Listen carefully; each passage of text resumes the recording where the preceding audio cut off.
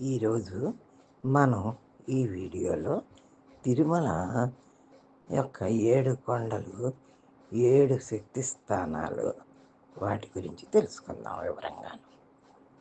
ఒకటి, నిద్రిస్తూ ఉన్న కుండలినీ శక్తిని మేలుకొలపటమే ధ్యానం. ఇది క్రియాయోగం వల్ల సాధ్యపడుతుంది. ధ్యానం చేసేటప్పుడు ఎప్పుడైతే ఈ శక్తి మూలాధార చక్రాన్ని తాకుతుందో అప్పుడు ఈ నిద్రిస్తూ ఉన్న శక్తిని మనం శేషువుతో పోల్చుతాము. అంటే నిద్రిస్తున్న పాము అది మేలుకుంటుంది.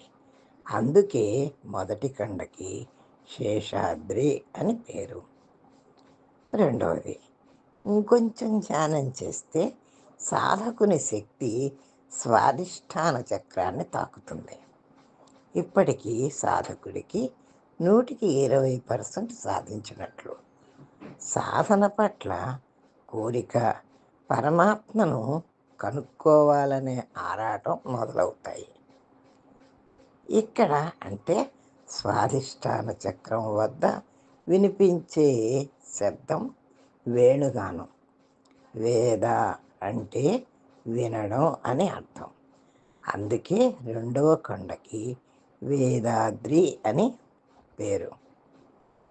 3, ఇంకొంచెం ధ్యానం చేస్తే సాధకుని కుండలినీ శక్తి మణిపుర చక్రాన్ని తాకుతుంది. ఇప్పటికీ సాధకుడు 140% సాధించినట్లు. ఇప్పటికీ సెల్ఫ్ కంట్రోల్ వచ్చేస్తుంది. జ్ఞానశక్తి పెరుగుతుంది, గ్రహణ శక్తి పెరుగుతుంది.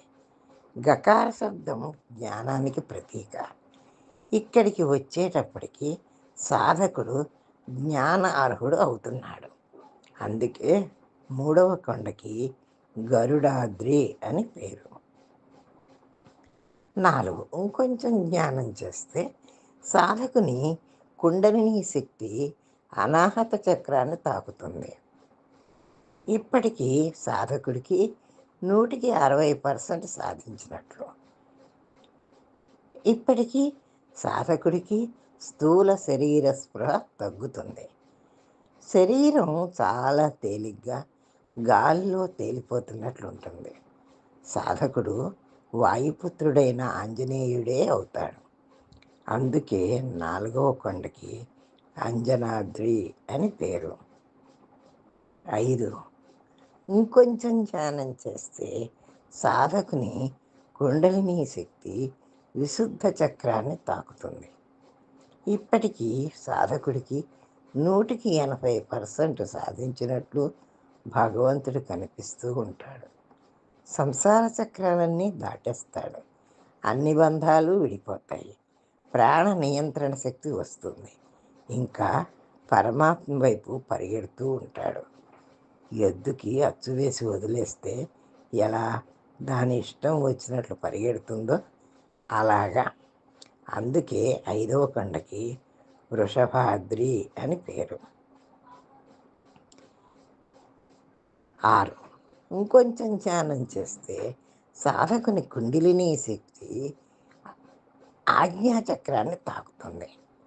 ఇప్పుడు దాటి వచ్చిన 6 చక్రాలు 6 పడగలు విప్పినట్లు అనుకుంటే ఆ పడగలు కామ, క్రోధ, లోభ, మోహ, మద, మాత్సర్యాలు అనే 6 అరిషడ్వర్గాల్ని వెంకటరమణుడు శ్రీకృష్ణుడు అయి కాళీయమర్ధనుడై దర్శనమిస్తూ సాధకుడి నుంచి పోగొట్టినట్లు అనుభూతి పొందుతాడు. మహా వెలుగు తనే వెలుగుతున్నట్లు అనుభూతి చెందుతాడు. ఇప్పటికీ సాధకుడికి భగవంతుడు ఎదురుగానే ఉంటాడు. తనకి పరమాత్మకి మధ్య ఇంకేమీ లేదు. పరమశాంతి కలుగుతుంది. అది 6వ కొండ వెంకటాద్రి అని పేరు. 7, తరువాత సాధకుని కుండలినీ శక్తి సహస్రార చక్రాన్ని తాకుతుంది. ఇది పరమాత్మ చక్రం. ఇంకా అక్కడ సాధకుడు లేడు, నారాయణుడే ఉన్నాడు. సాధకుడు తనే పరమాత్మ అవుతాడు. నారాయణ అంటే వ్యాపించటం అని అర్థం. అంతటా తానే అయి వ్యాపించేవాడు కాబట్టి నారాయణుడు.